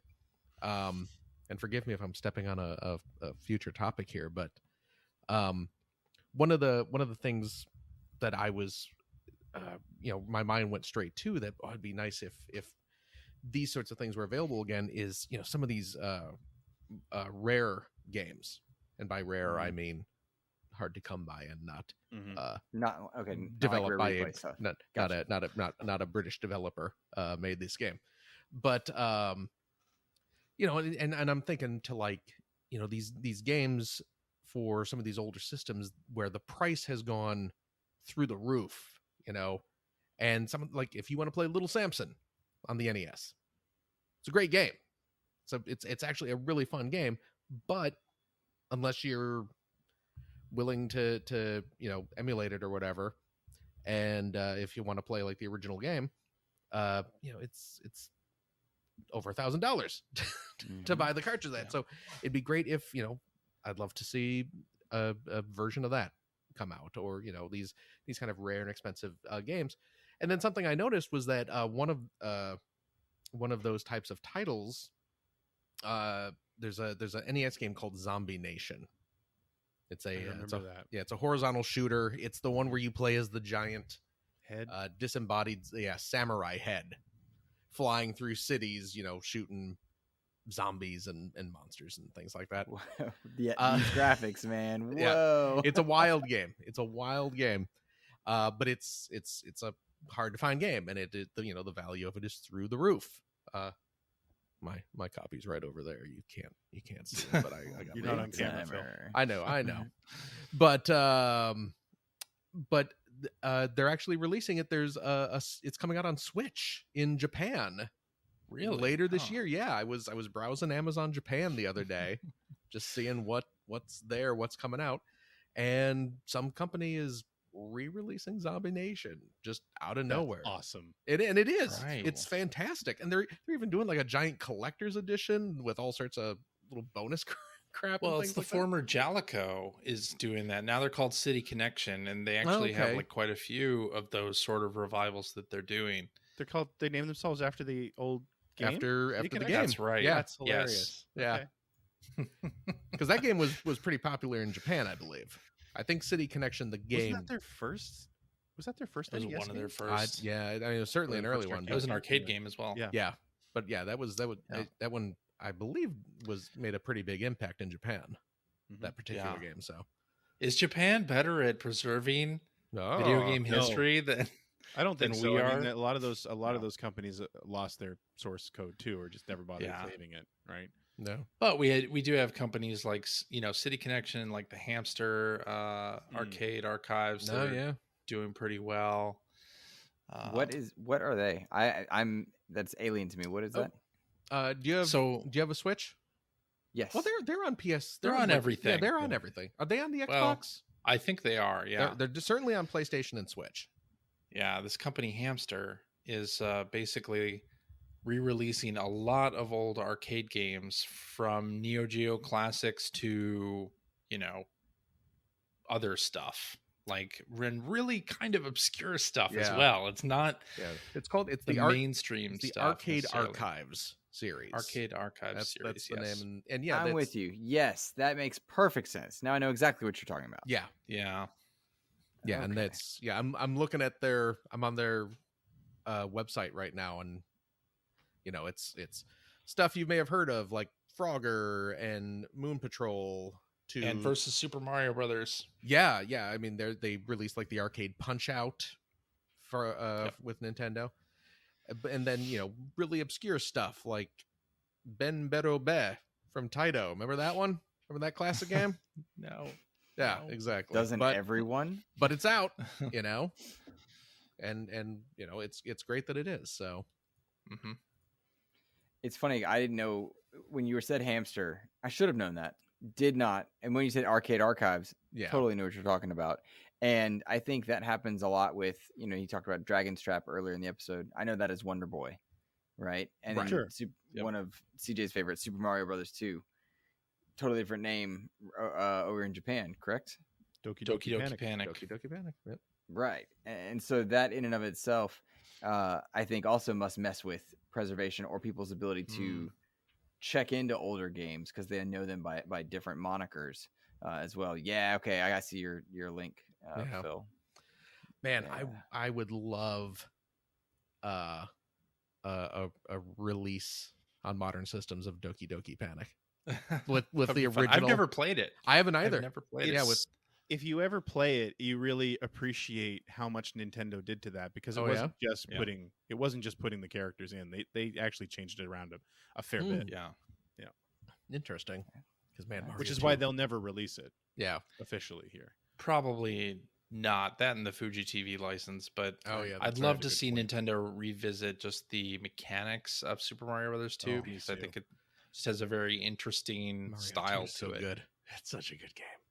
Yeah. Thank I goodness. could not get into it as a kid at all well, because we it was gotta so go. polarly different. Well, as a 10-year-old or a 12-year-old, getting the All Stars Super Mario's All Stars collection, because I never had Super Mario Brothers 2 on NES, just by way of my family, we just didn't have it, and I was so thrown back. I was like, "What is this? What It's is such a it was different game. Oh yeah, so different." And then Super Mario Brothers 3 seems more back to traditional. And then included in the collection was Lost Levels, which Oh, I yeah. find out later was 2 in Japan. Yeah. Yeah. You know? Yeah. Same problem with Final Fantasy, right? Doesn't there's like 6 is 2 is 5 is 3? Yeah, 2 is 4, 3 is 6. Yeah. Obviously. And then the other ones never came here Right. until much later. Yeah. That was, I don't know, because with that game, it was almost a trend with sequels on the NES for a while. The second game was massively different from the first. Yeah, Mario 2 was so different, and Castlevania 2 was so different. Yeah, and Zelda 2 was so different. Yeah. It seemed like at that point, game companies were not afraid to be a little more experimental within a series, just to kind of let's see what happens this time. I don't think those games were quite the institutions. Those series were quite the institutions they were going to become too. Well, no, right? of course not. Yeah. So yeah, it was we did something great with change it up with Zelda. Let's change it up. Yeah. When anyone got any new ideas? No one's going to want to buy the same game twice. No. And games were sold differently too. A screenshot in a magazine very different than a trailer on YouTube. Oh yeah, absolutely. That's true. Well, I mean, at that point, Box art. But that's exactly what I was going to say. It was the box art and it was the screenshots on the back. The reason I didn't touch Mega Man for years was because of the box art. Yep. Never tried it. The only reason I ever tried the first Mega Man was because Nintendo Power came here and Mega Man 2 was in there and it looked so cool. And I couldn't get it because it was always rented. And there's Mega Man with that terrible box art that I'd passed over 1,000 times before at the rental store. It's like, well, I'm going to give this a try, and then completely fall in love with it. It turns out it's great. Yeah. They put that that box art Mega Man character in a fighting game a couple years back. It was in the Tekken one, right? The Tekken Street Fighter? Was that it? Street Fighter Tekken, whichever one it's called? I don't remember. Am I right? I don't remember. I just remember being offended by the look. I was like, "This isn't Mega Man." God, what was that one now? Now I have to look it up. Let's see. Wasn't it one of those cross games? Was it like Tetsun? No. Well, that's what I'm saying. It's I think it's the Tekken one. I thought you said Tekken. I did say Tekken. The Namco game. Street Fighter Cross Tekken has bad box art Mega Man. Okay. There you go. Gotcha. Yes. Because he's in both those games. Right? Wait, what? Right? I mean, Mega Man's not a Street Fighter character or a Tekken character. Right? It's fair. Well, that is true. Character. That's good enough. Yeah. All right. Either way, we got to into derail. That's they did. Yeah, I guess. Yeah, it didn't really click with me, but yeah, I guess they did reach outside the Street Fighter character list to it's like, oh yeah, guest characters, because they had Mega Man. I'm looking at Mega Man Street Fighter Cross Tekken wiki now. They had guest characters including bad box art Mega Man, Pac-Man, Cole from Infamous. Oh, and wow. Then I'm assuming these are just in the PlayStation versions, but you have Toro and Kuro, who are the little cat PlayStation mascots from Japan. I know those the Doka characters. Demo show. Yeah, I know those characters from PlayStation All Stars. That's where I know. Oh that cat from. Yeah, exactly. That's funny. Yes. The crossover characters, the guest characters, and the versus stuff all made me think about Marvel vs. Capcom, and I think Greg was saying Tatsunoko versus Capcom. Blair Farrell wrote in talking about licensed games from back in the day, which are almost all exclusively Lost Time, and that is almost all exclusively what I played as a kid, because I'm a big superhero nerd, big Star Wars nerd. If it had superheroes in it, I wanted to play it, and I'm thinking about that old Avengers arcade game. Loved that game. Yep. The Marvel vs. Capcom games, loved it. Some of those Spider-Man licensed games of yore were fantastic. Some of them were tragic. And boy, with the MCU being so hot up until at least the last movie of whatever phase, what Endgame, it would have been a great time to get that stuff back on the market. Yeah. And there was one point where I was really hopeful about that, and you see it every now and then, like the Simpsons arcade game being released digitally, or when I think Ubisoft ended up putting a deal together with Konami, which I think we mentioned earlier about Teenage Mutant Ninja Turtles. So every now and then you get like a glimmer of hope. It's like, oh, this can happen.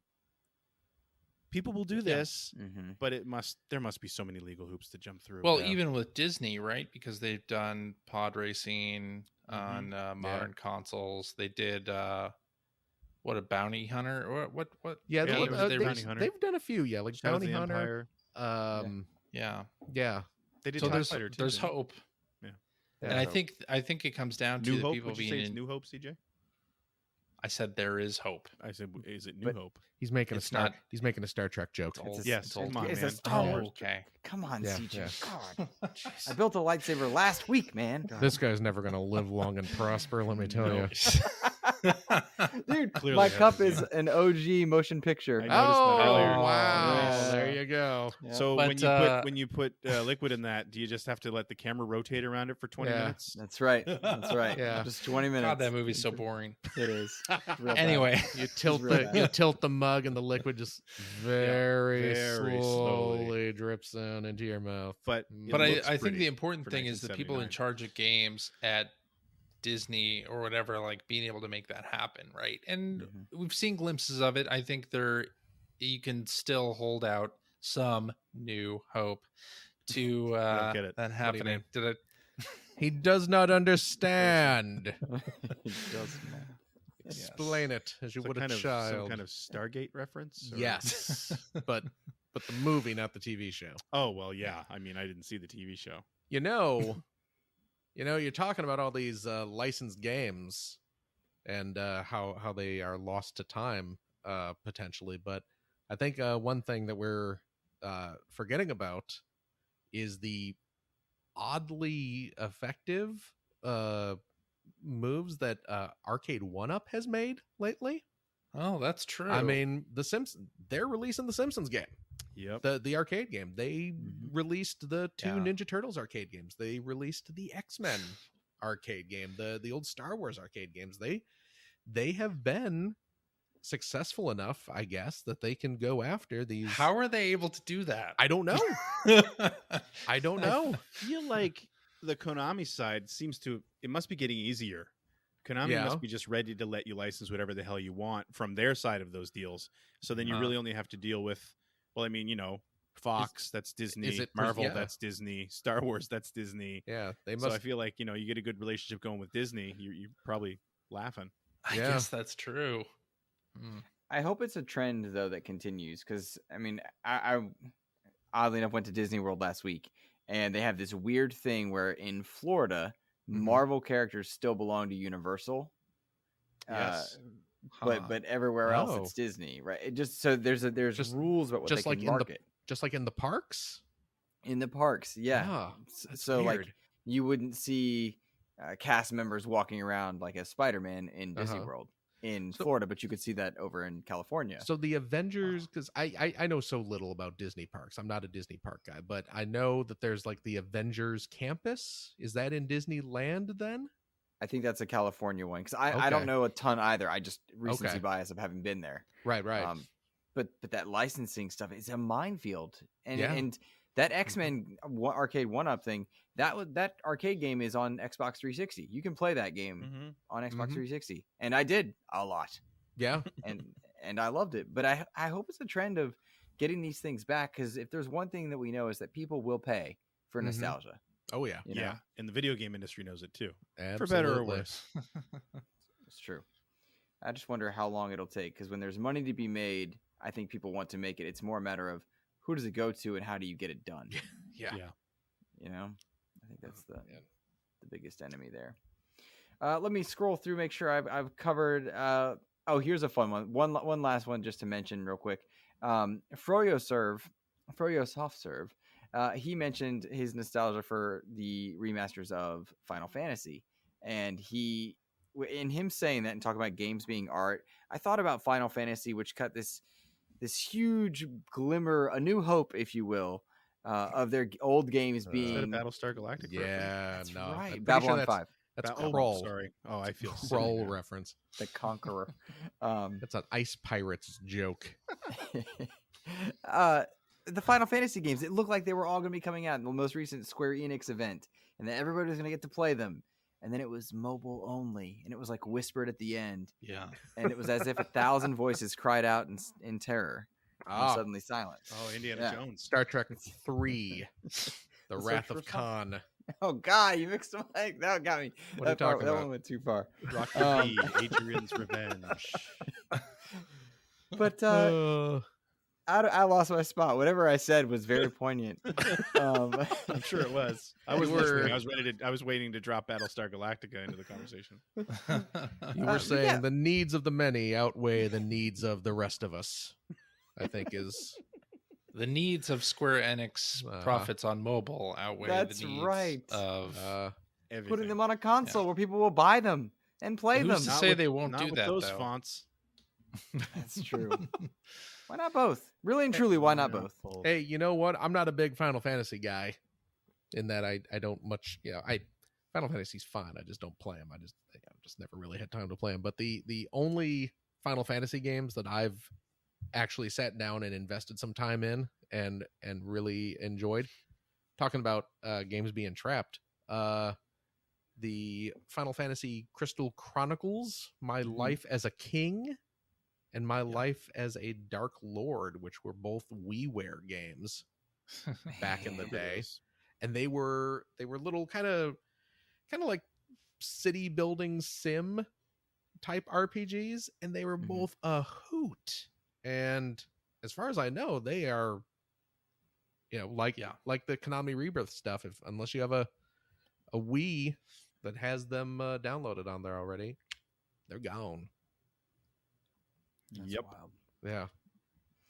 It's such a bummer because we are treated to so many good remasters. This is where I'll kind of bring us to modern day. Is that we've seen some really good collections of like the Mass Effect collection, which while I haven't really gotten into, it's great that it's there. The remakes of Resident Evils 2 and 3, Mm-hmm. some wonderful collections that we've talked about already.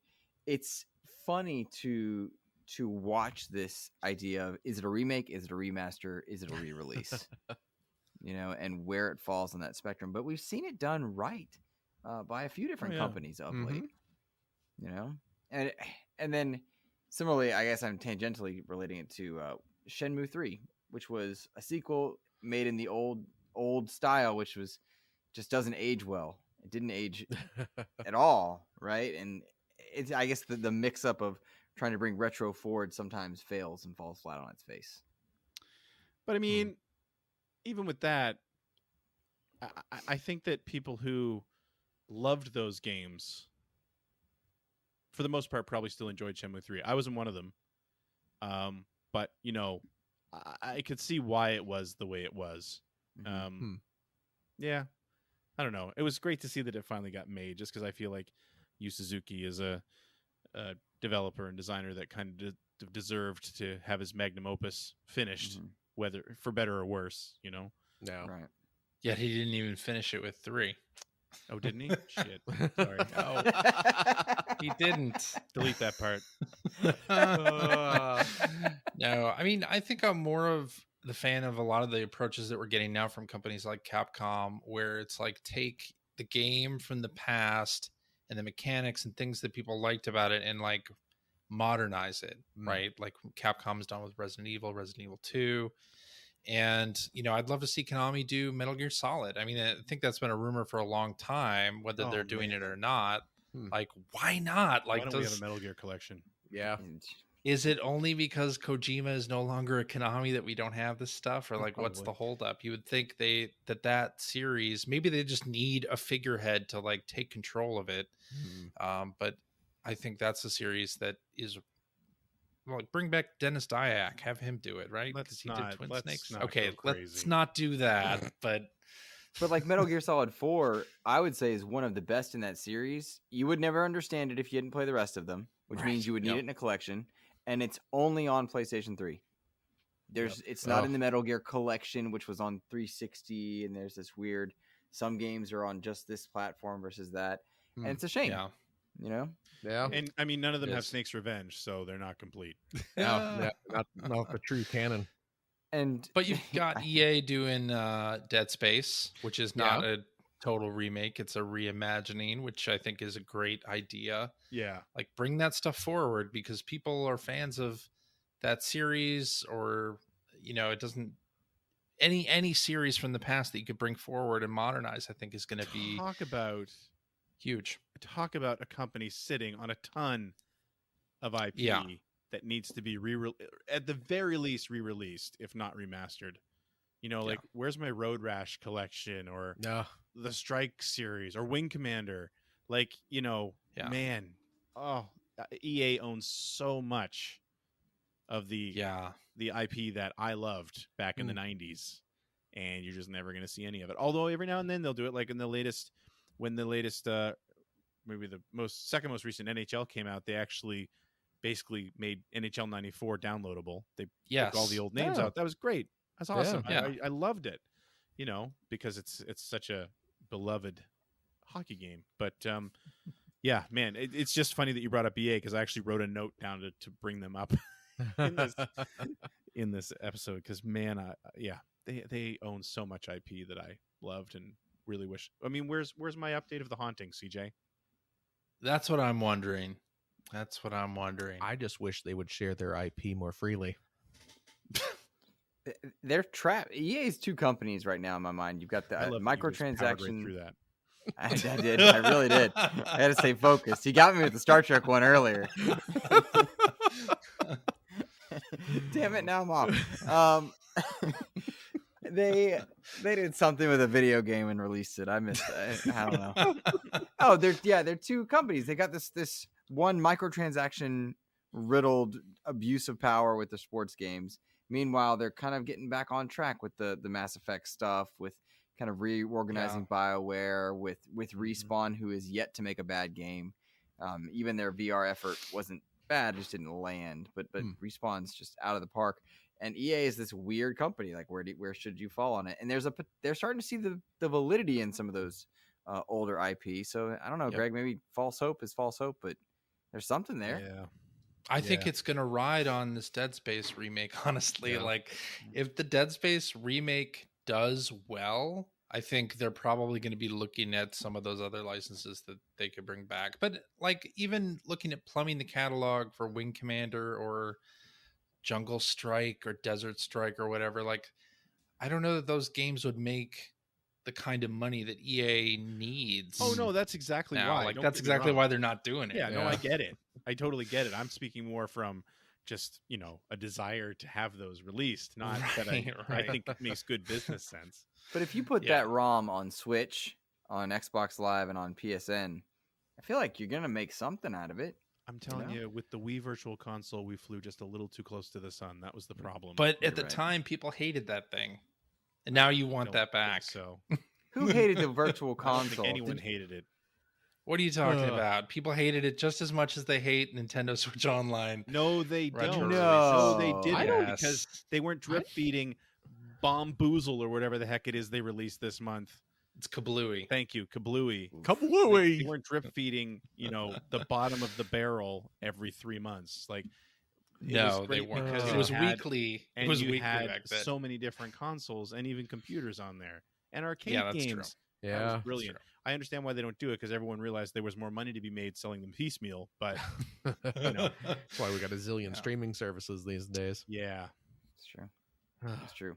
I counted it up a few months ago. I had like 11 subscriptions across all types of medium. Yeah, comics, you could spend more on streaming services. Yeah, that was pretty much it. But there's so much value there, guys. I'm missing out if I don't get it. That's the name of the game. Well, gentlemen, I think that is a good time to start closing us out. Any final games that you want to put in a listener's ear that needs to make a return, remaster, remake, re-release? Any final thoughts on a game that you want back or a franchise you want back? We need to be able to play Guitar Man. Yes. On new systems. And we need to get Klonoa back into action. Klonoa 1 and 2. And I recently was bugging Mike Micah was on Twitter asking what games his company should be doing. He's at Other Ocean, Backbone, you know, those guys over there. They're doing some fantastic work in game preservation. He was asking for, you know, what are your dream games, and I was certain to bug him that they need to do some sort of Kid Nicky Radical Ninja collection. We need to save Kid Nicky Radical Ninja for Is that a future thing? generations. What? Radical Ninja Mick. Oh boy! Kid All right. Nicky. You got 3 Radical minutes. You can go Ninja. try it out. Get everything you need out of it, and then It was an old NES game, and there were a few sequels in Japan. I own the arcade board for the. I don't have it set up in a machine, but I certainly own the arcade board. for I Kid know Nicky, this game. Radical Ninja. Okay. Yeah. So Phil, I was hearing Kid Mickey, which is a very different game. That's you'd have to think. that's different. Yes, Kid Yeah. Nicky with an N. Yeah. Got it. No. Yeah, I know this game. Okay. All right. Yeah, Cool. yeah. I'm not saying it's good, but I'm saying I loved it. Nothing wrong with that. Yeah. Nothing wrong with that. CJ, what did you There have you any go. more? Yeah, for me, the remakes or reimaginings I'd love to see are Dead Rising 1, Mm. because I think it would be an interesting revisit with all of its problems. The Lunar series, Oh and really anything from Yes, Working please. Designs, anything that they did back in the late 90s would be fun to see come back, but Lunar especially. Vi? No, not Vi. Anything but Vi. Final Fantasy VI, specifically, because it's the first RPG that I ever finished. Mm. The Sly Cooper series, would love to see Sony do a PS5 Sly Cooper game. That would be crazy. And then Zelda the Minish Cap, because I feel like a lot of people skipped that one, Such a and good game. myself included, honestly. And I'd love to see Have you? that revitalized. I don't think I've ever played further than like the first hour and a It's half. So Minish good. Cap. It's easily one of my favorite Zelda games, Yeah. and it's tragically overlooked. Greg, I have a feeling I'm going to hear some racing games here. you are.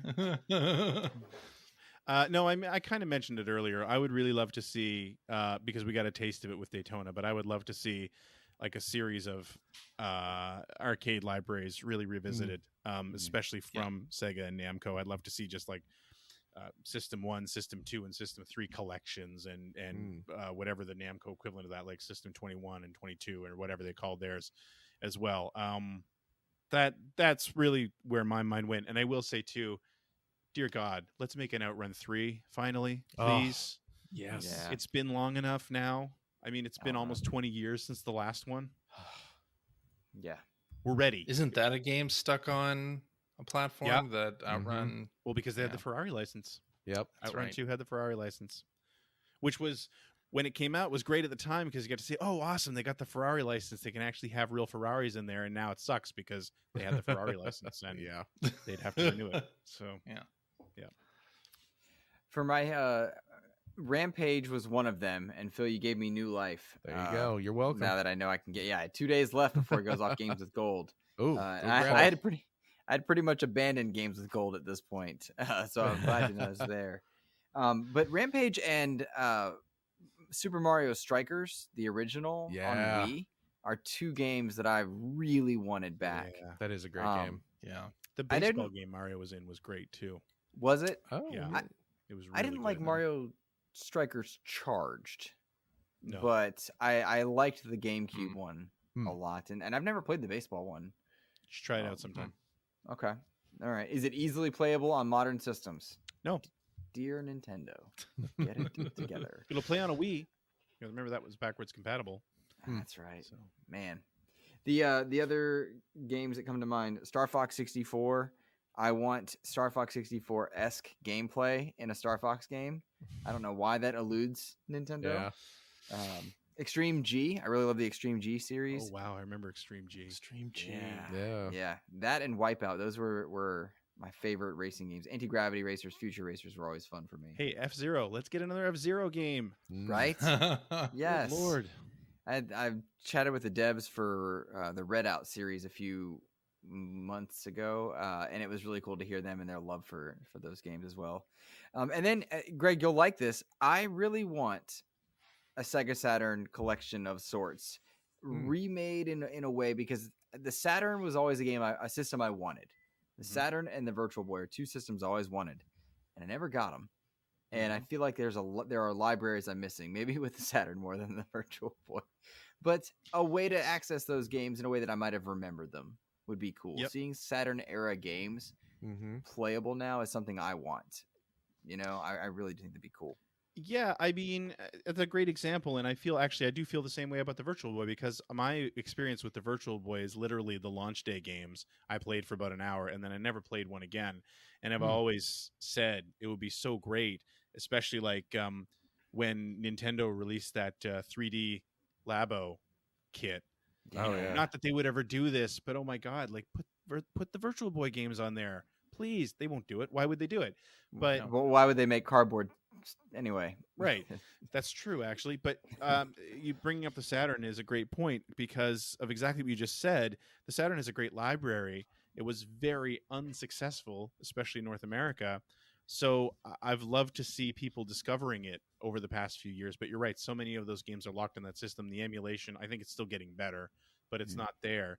And anytime that I stream a Saturn game from my collection, most of my viewers are just like, "This is so cool! How have I never heard of this before?" And so many of those games would be that way for people. I think you're right. A Saturn collection would be incredible. Yeah. All right, gents. Well, I think this is a great time to close out. If you would be so kind as to share your socials, let people know where they can find your work if you're inclined to do so, and where you want people to look for future content, Player One or otherwise. Phil, why don't you go first for us on this one? Well, my personal Twitter account, you can find me at Whimsical Phil. Mostly pictures of toys and poop jokes, if that's your bag. And of course, you can hear me very weekly, on the Player One podcast. You're friends with, I think, the devil. He's been on our show a few times. That's weird. Yeah, That's weird. yeah. It's my favorite when he shows up. That's my favorite. He'd show up more often if CJ would agree to do the post record processing. We can't afford that guest anymore. Crazy. Oh man. Yes. CJ, why don't you let people know where they can find you and what you're doing? You can find me on Twitter as SuperPac. That's SUPERPAC. And I also host the Player One podcast every week. You can find that at player1podcast.com or at P1 Podcast on the Twitters. If you'd like to subscribe to the Player One podcast, you can do so by visiting Player One. What? Wrong show. Oh, sorry. We're in the out. Favorite parts. Oh boy. CJ, what episode are you guys up to right now? 769 is what we're recording. I get it. This weekend. I get it. Here we go. An hour and 42 in. I got a nice. Very cool. Very cool.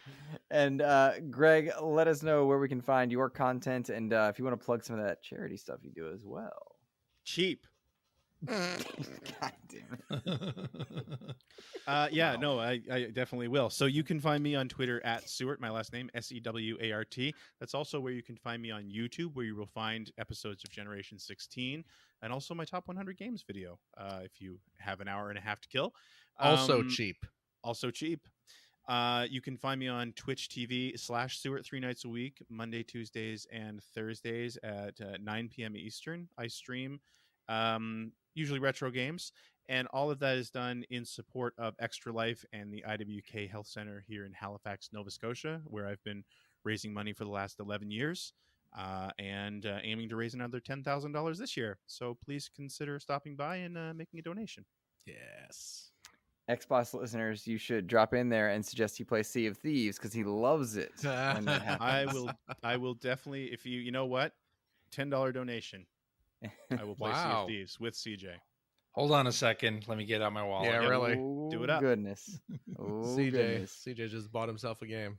You play that Pirates of the Caribbean content. You might actually. I do need to play that. That's legitimately fun. After having ridden the ride last week, specifically to see what was comparable, it was kind of neat. It was kind of cool. Nice. All right. You guys can find me on Twitter at InsipidGhost. And of course, you're listening to the Xbox Expansion Pass. It's available on all your podcast services, including YouTube, where you can find the audio files as well. That's it for me. Take care, guys.